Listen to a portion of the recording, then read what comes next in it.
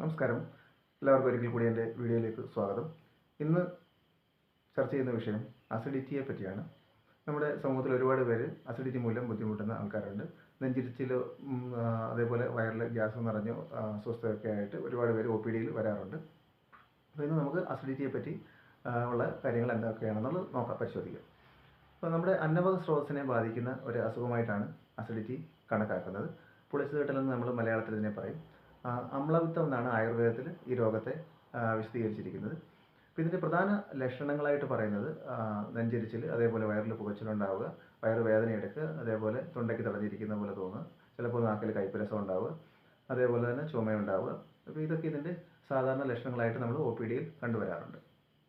അപ്പോൾ ഇതിന് പ്രധാനമായി കാരണമെന്ന് പറഞ്ഞിരിക്കുന്നത് ചില എരിയും പുളിയൊക്കെ കൂടിയ ഭക്ഷണ പദാർത്ഥങ്ങൾ, ഈ ആസിഡ് സെക്രീഷൻ, നമ്മുടെ ആമാശയത്തിലുണ്ടാകുന്ന ഹൈഡ്രോക്ലോറിക് ആസിഡിൻ്റെ സെക്രീഷൻസിനെ ട്രിഗർ ചെയ്യാൻ സാധ്യതയുണ്ടെന്ന് പഠനങ്ങൾ പറയുന്നു.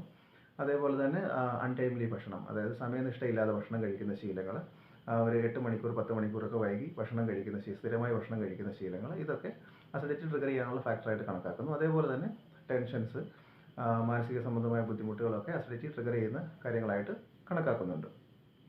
ആയുർവേദത്തിൽ അമ്ലപിത്തം എന്നൊരു കൺസെപ്റ്റ് വെച്ചിട്ടാണ് അസിഡിറ്റിയെ വിശദീകരിച്ചിരിക്കുന്നത്. അപ്പോൾ അസിഡിറ്റിക്ക് ചികിത്സകളായിട്ട് പ്രധാനമായിട്ട് പറയുന്നത്, ഫസ്റ്റ് ഇതിന് ഗ്രേഡ് അനുസരിച്ചിട്ട്, ഇപ്പോൾ ആരംഭഘട്ടത്തിലൊക്കെ ആണെങ്കിൽ നമുക്ക് മരുന്ന് പ്രയോഗങ്ങൾ കൊണ്ട്, ശമനമായിട്ടുള്ള മരുന്നുകൾ കൊണ്ട്, കഷായ പ്രയോഗങ്ങൾ കൊണ്ട്, അതേപോലെ മറ്റ് ഭസ്മ പ്രയോഗങ്ങളുണ്ട്, അതേപോലെയുള്ള പാൽ കഷായങ്ങളുണ്ട്. അങ്ങനെയുള്ള ഔഷധ പ്രയോഗങ്ങൾ കൊണ്ട് നമുക്ക് ആരംഭഘട്ടത്തിൽ അസിഡിറ്റി നിയന്ത്രിച്ച് പോകാൻ പറ്റും. അതേപോലെ ചിട്ടയായ ഭക്ഷണം, ചിട്ടയായ ആഹാരക്രമം, അതേപോലെ വ്യായാമം, സമയം തെറ്റാതെയുള്ള ഭക്ഷണക്രമം, അതേപോലെ മനസ്സിന് സ്വസ്ഥത ഉണ്ടാക്കുന്ന രീതിയിലുള്ള ധ്യാനം പോലുള്ള മറ്റ് ശീലങ്ങൾ, ഇങ്ങനെയൊക്കെയുള്ള കാര്യങ്ങൾ ശീലിച്ച് കഴിയുമ്പോഴത്തേക്ക്, അതേപോലെ അതോടൊപ്പം മരുന്ന് പ്രയോഗം കൊണ്ട് ആരംഭഘട്ടത്തിൽ നമുക്ക് ഈ രോഗത്തെ ചികിത്സിച്ച് ഭേദമാക്കാൻ പറ്റും. അപ്പം പിന്നീട് ഇതിൻ്റെ ഒരു ലേറ്റർ സ്റ്റേജിലോട്ട് പോയി കഴിയുമ്പോഴത്തേക്ക്, അസിഡിറ്റി കൂടി വളരെ ദീർഘനാളായി നിന്ന് കഴിയുമ്പോഴത്തേക്ക് അത് അന്നപക സ്രോതസ്സിൻ്റെ അനാട്ടമിക് സ്ട്രക്ചേഴ്സിനെ ബാധിക്കാൻ തുടങ്ങും. ആമാശയവും അന്നനാളവും ചേരുന്ന സ്ഫിങ്ക്റ്റേഴ്സിനെയൊക്കെ ബാധിച്ചു കഴിഞ്ഞാൽ GERD അല്ലെങ്കിൽ ഗ്യാസ്ട്രോ ഈസോഫാഗൽ റിഫ്ലക്സ് ഡിസീസ് പോലുള്ള കണ്ടീഷൻസ് ഉണ്ടാകും. ഈ പറഞ്ഞ ആസിഡ് സെക്രീഷൻസ് കൂടുതലായിട്ട് മുകളിലോട്ട് അന്നനാളത്തിലോട്ട് വരികയും അന്നനാളത്തിൽ കൂടുതൽ മുറിവുകൾ ഏൽപ്പിക്കാനുള്ള സാധ്യത ഉണ്ടാവുകയും ചെയ്യുന്നുണ്ട്. കാലക്രമത്തിൽ കാർസിനോമ പോലുള്ള സീരിയസ് കണ്ടീഷനിലേക്കും ഇത്തരം കാര്യങ്ങൾ കൊണ്ടെത്തിച്ചേക്കാം.